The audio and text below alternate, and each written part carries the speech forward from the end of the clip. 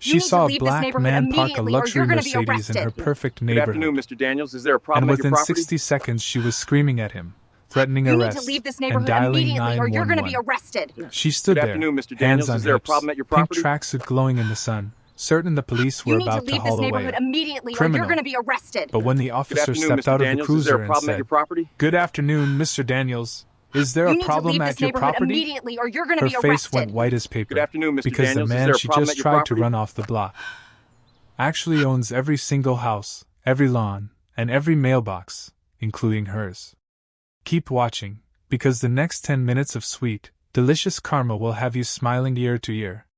The afternoon sun poured golden light over Riverside Estates, one of Atlanta's most exclusive gated neighborhoods. Perfect lawns stretched in front of big colonial homes, every blade of grass exactly the right height, every mailbox the exact same color. HOA rules were strict here, paint colors voted on, grass cut on schedule, and parking spots watched like hawks. David Daniels pulled his black Mercedes S-Class into the visitor spot by the community pavilion. He had spent the last hour driving slowly around the neighborhood he owned, checking on little things his property manager had flagged, a loose shingle here, some landscaping there. The kind of small details that keep a place looking perfect. He stepped out in dark jeans and a neat button-down shirt, tablet under his arm, ready to walk the pavilion and check the lighting complaints. He had barely shut the car door when he heard the sharp voice. "Excuse me. Excuse me." David turned. A woman in her mid-50s was marching toward him like a general on a mission, blonde ponytail swinging, pink velour tracksuit shining, big sunglasses hiding her eyes, and a lanyard around her neck that said, "HOA board member." "Yes?" David answered, calm and polite. She stopped 3 feet away, hands on hips, face already red. "You can't park here." David glanced up at the big clear sign that said visitor parking. "This is visitor parking. Visitor parking is for guests of residents," she snapped, talking slow like he was 5 years old. "Are you visiting someone?" "I'm here on business," David said quietly. "Business?" Her eyes narrowed behind the sunglasses. "What kind of business?" David stayed cool. He had heard this tone plenty of times before. "Property inspection." The woman's lips went into a thin, angry line. "Property inspection? Who authorized that?" "The owner." She gave a short, ugly laugh. "I'm on the HOA board. I would know if any inspection was scheduled. What company are you with?" "I'm an independent contractor." She pulled out her phone like it was a gun. "What's your name?" "David Daniels." She typed it in, fingers stabbing the screen. "And you say you're here for a property inspection?" "That's correct." "Do you have ID? Proof you're allowed to be here?" David reached slowly into his pocket, pulled out his wallet, and started to hand her his driver's license. She snatched it before he could offer it, studied it like she expected it to be fake. "David Daniels," she read out loud. "And this address isn't even in Riverside Estates." "No, it isn't." "So you don't live here?" "I didn't say I lived here. I said I'm here on business." Her nostrils flared. "I don't know what game you're playing, but this is a private community. We have rules, standards, and I'm not letting some random person wander around pretending to do inspections." A few neighbors had started watching now.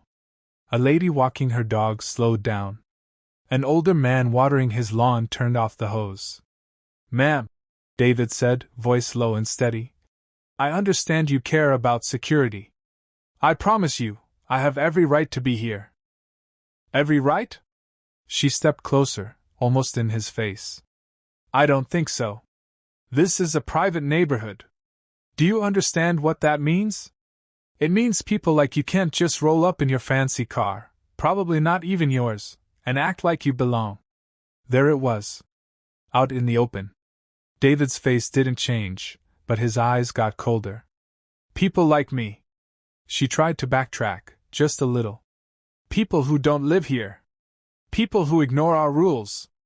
David pulled out his phone. "In that case, maybe I should call the property owner and clear this up." "Oh, I'll do better than that," she said, voice loud and proud. "I'm calling the police." They'll sort out who belongs and who doesn't. David didn't argue. That's your right. You're darn right it is. She dialed 911. Yes, I need an officer at Riverside Estates right now. Suspicious man in the visitor lot claiming to do inspections. He's refusing to leave and getting aggressive. Black male, about 6 feet, black Mercedes. Please hurry. David just stood there, calm as ever. She hung up and crossed her arms, smirking. They'll be here in 5 minutes. Then you'll have a lot of explaining to do. David slipped his phone away. I'm sure I will. More neighbors gathered, phones coming out, whispers spreading. Sharon turned to the little crowd, voice loud. This is my neighborhood. These are my rules. Some people need to learn there are consequences. David looked straight at her. Your neighborhood. That's right. He nodded once. I see. Sirens grew in the distance. The cruiser rolled through the gates, lights flashing. A black sergeant in his early 40s stepped out, name tag said Barnes. Sharon rushed over, smoothing her tracksuit. Officer, thank goodness. This man is trespassing, refusing to leave, getting hostile. Sergeant Barnes looked past her, straight at David. A tiny smile tugged at his mouth. Good afternoon, Mr. Daniels. Problem at your property? The words hit like a bomb. Sharon's face went blank. Your property? Barnes walked right past her. Sir, everything okay? David allowed himself the smallest smile. Well, Sergeant, this lady insists I'm trespassing. She's threatened arrest and just called 911 on me for standing next to my own car. Barnes turned to Sharon, all business now. Ma'am, you called 911 on a black man legally parked on his own property? Sharon's mouth opened and closed like a fish. His property? David unlocked his tablet, turned the screen to her. Riverside Estates. All 47 homes, pavilion, pool, tennis courts, every mailbox, every visitor parking space, including the one you're standing on.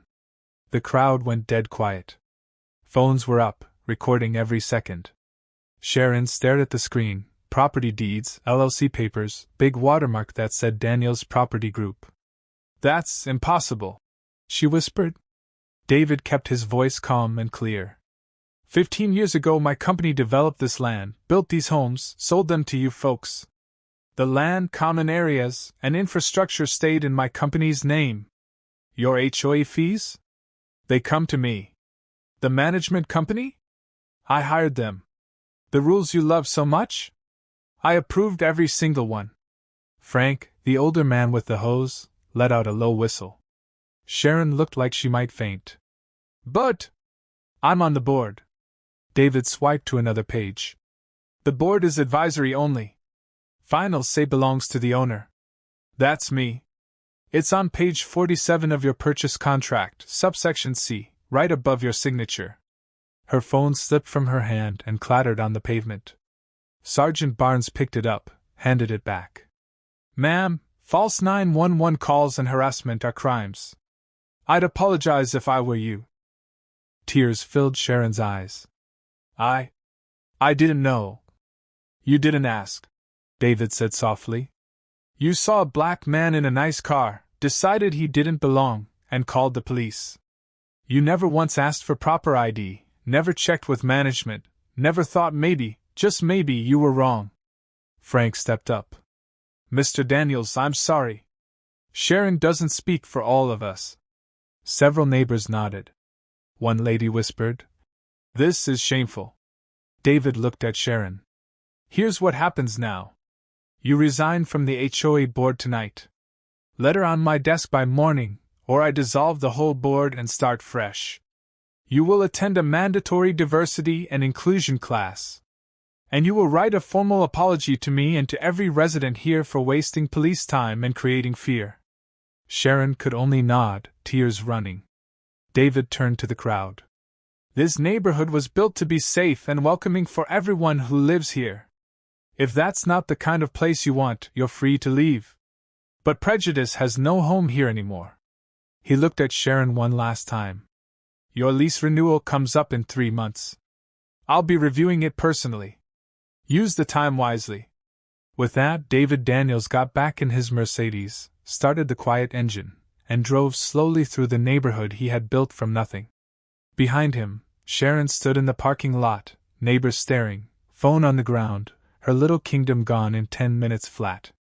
The sun still shone, the grass was still perfect, but Riverside Estates had a new boss, and everybody knew it.